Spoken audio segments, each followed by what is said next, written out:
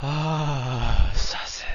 Hello, everyone. This is Attack the Backlog, the podcast where I, Mark Kuznez, tries to make a dent in their backlog one game at a time. This episode is all about the not Walking Dead 2, I mean the Walking Zombie 2, that is the number 2 and not TOO2, even though the zombies do more than just walk in 2, so it really should have been called The Zombies Walk, 2, because they do more than walk, including, but not limited to, running, crawling, shambling, and a little bit of rambling, something you would never attribute to the stand-up comedy of one Gary Shandling, except maybe you would. I've never seen or heard any of his stand-up. I just needed to rhyme something with shambling and rambling, and Shandling was just sitting there scrambling away as I tried to make a funny, gambling with my words, you might say. But what does any of this have to do with the game, fine listener? Well, just you wait and let me explain.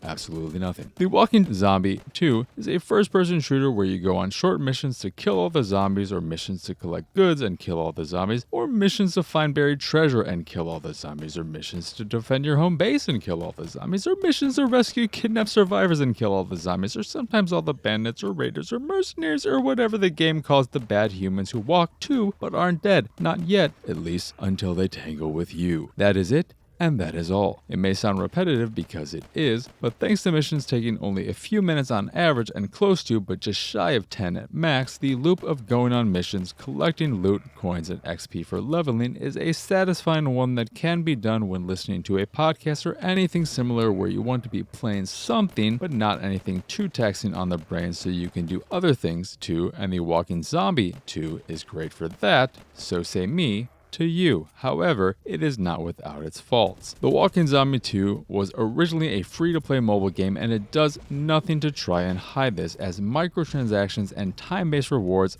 / systems are all over the game, despite making its way to consoles in a premium package. Sure, it's a bargain bin premium sitting at only $11.99, but when you're paying up front and see all the mobile trappings still in the game, including not so microtransactions of $99.99, it's hard not to feel a little bit icky about the whole thing. You don't have to engage with any of the microtransactions, and they don't shove them in your face, but you'll still see them when navigating through the cumbersome menus, and that minor reminder is enough to go, oh man, this is kind of a bummer. But hold up a minute, are you saying I can spend $20 and give me a sweet Hummer?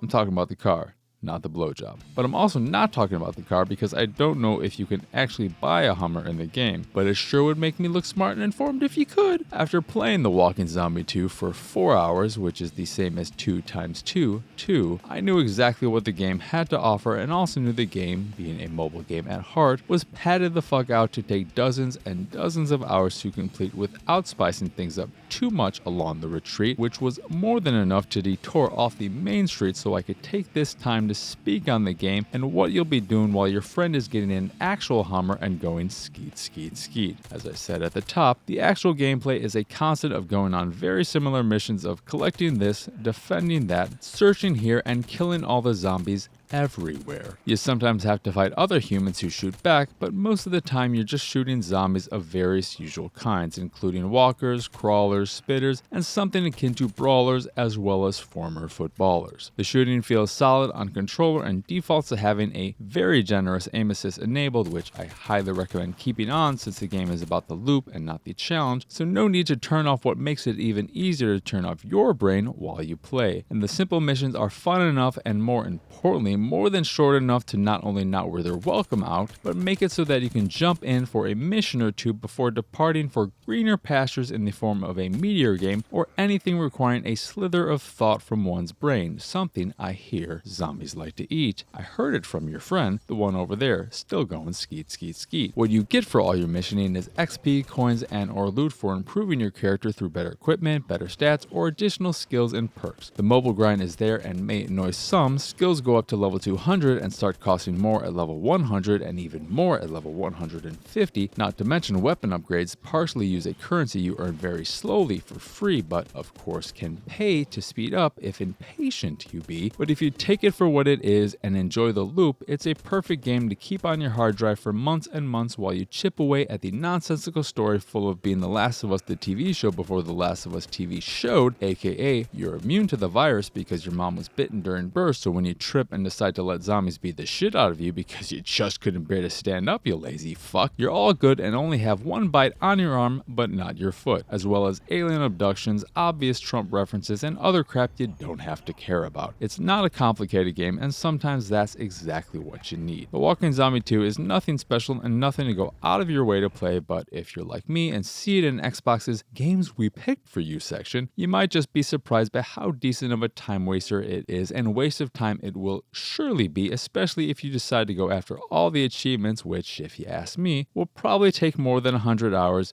Dear God, what have I done? To quote Smallville.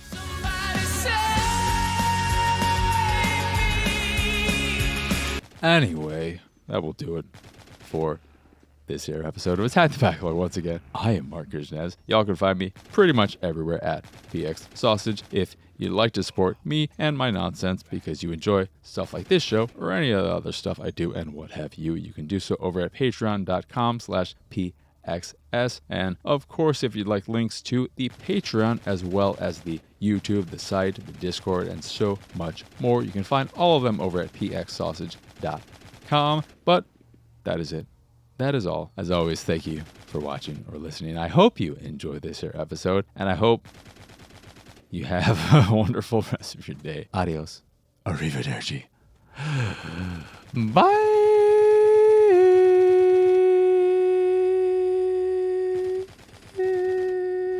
We have quite a serious problem. We ran out of supplies last week. What? We're doing great. Look at that goulash. You don't want to know what it is made of, but I think we're all going to have a good sleep tomorrow. The winter is coming, and we need to prepare as best as possible. So, I have to bring supplies from your old house, or be eaten as punishment, right? Well, when I was discussing it with Frank, he proposed to eat you first. What a jerk. Is there someone else who would like to eat me?